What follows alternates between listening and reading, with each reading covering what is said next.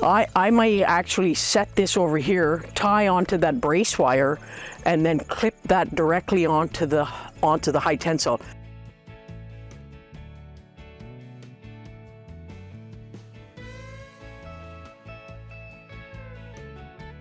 I'm going to talk a little bit about electric net fencing and why it's become a popular fencing system for sheep producers. Anyone want to guess why we use this stuff rather than a couple of strands or 3 strands of either portable fence or permanent high tensile for sheep? Keep the critters in, keep the predators out. Predators out, livestock in, right? They have become very popular. This particular one I'm showing you is a premier brand out of Iowa. There's a few other brands as well. I believe Gallagher sells one here, and Birgit's going to open up one from one of our local This is one. Ovinet. Yeah, this is one from the Agrimart. Yeah. So they generally all are 50 meters long, so 165 feet if you're into Imperial, and they also have between 13 and 15 pickets in the net built into them. This particular one is a double staked one, so it's got a foot on them like them pigtails we were walking past today. And as you see here, it's rolled up nice and neat and tidy. This is one from my farm, so it's got quite a number of years use on it. And I'm just going to demonstrate how we set it up. So we you make sure all your string nets are out, and depending on what you're doing. So this particular one, the 2 strings are on the same one. We would peg it in, step it in, tie it off, and if this was my home farm, I tend to tie like this and then tie back around the picket. I don't want that picket against the fence that I'm using, and because this is going to be where I clip to that fence there, I tend to swing that around the top string and tie it off. So when we look at that, every one of those wires carries electricity. It's like that, what do we call it? Single string poly fence. Okay, every one of them will have between 3 and 6 little stainless steel wires in them. Our bottom one is just a string. There's no power in that bottom one at all. Okay, so I have it set up. I'm left-handed, so I like my pickets as you see them there. I throw my net back and I pick all of my pickets up in my hand.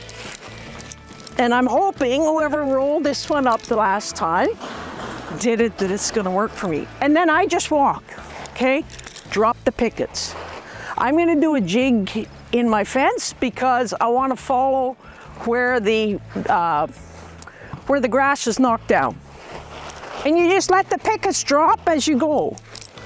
I'm not going to put the full fence up. I'm going to go to there. We put tension on it just by simply pulling that fence. And with the double picket, step it in, and then walk back the fence and put our fence up.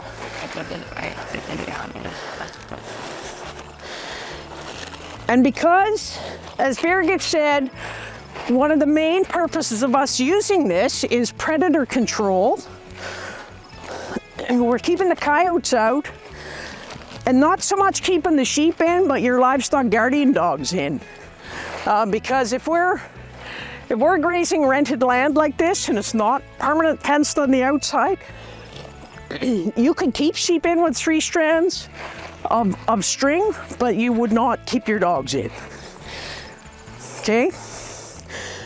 And you can tell where this ground's a little bit tighter. So if that was, say I hit a stone there, and on my farm that would be very likely, no big deal. You just pull it back a wee bit and slowly put them in.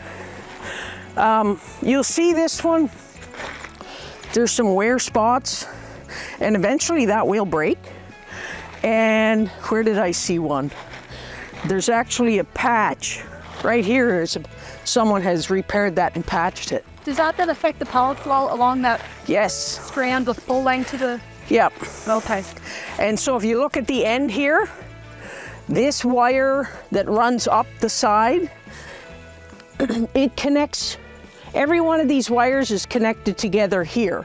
Okay, so in theory, if we hook onto this, electricity is coming along every one of them wires.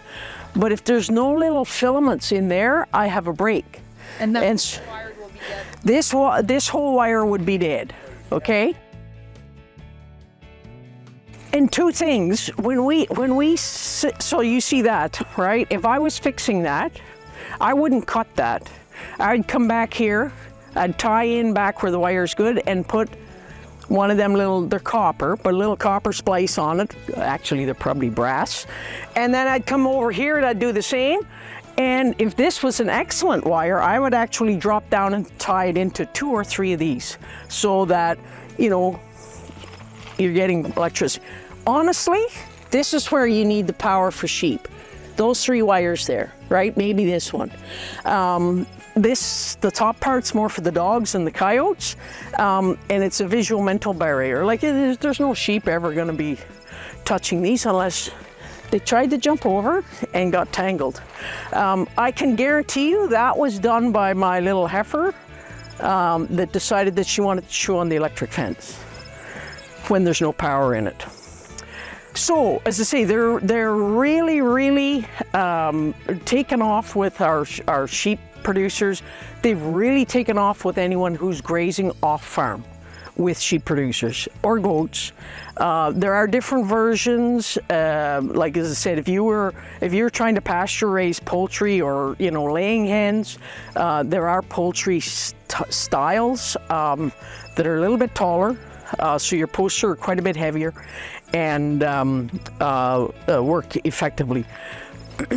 I didn't bring a clip with me, but if you were close enough, like if this gate pins weren't here, I might actually set this over here, tie onto that brace wire, and then clip that directly onto the high tensile. And that's your best, right? That's where you get the best power. But the reality is most of us are using some sort of little, it's like an alligator clip that clips onto here, 12 gauge wire in between and clipped onto there. Let's say, okay, so we talked about trying to come up with acreages. The beauty of these they are 50 meters square. So 2 nets by 2 nets is how much? How much acreage? A hectare, so 2.5 acres, roughly, right? So, as I say, you can easily keep track of, okay, it lasted them this long, there's that many animals in it, and over the year and over time, you can say, okay, I know that this particular pasture is going to give me, 1,200 ewe grazing. Sheep producers are a little weird. We talk about ewe grazing days per acre. Instead of counting how much tonnage is on the land, we say how many days will it carry the flock. And so you'll often hear them use the term ewe grazing days. But we still do the calculation that the 1,000 pounds is an animal unit. If my ewes weigh 150 pounds, how many ewes are in that 1,000 pounds? But 3% or 3.5% dry matter intake versus the 2.6 or 3 for cattle. I pick it up the same way as I laid it down. So I come to the end, get my stuff all nice and neat and tidy. And you'll see, if I want it to fold out easy, I've got to do this. And then I'm going to walk back the fence.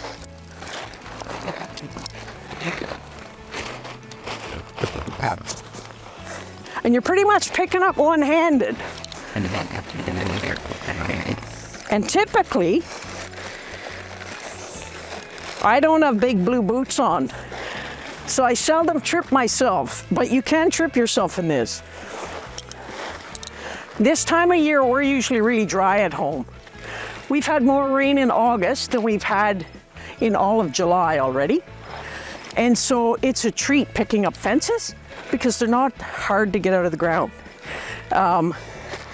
In July, what I'm doing right now, kicking that to release it, it wouldn't even work. You'd be pretty much a two-handed pull. But you see, I'm keeping the pickets up, and that's so it doesn't tangle. Whoever picks it up has to roll it out, because we all do it slightly different.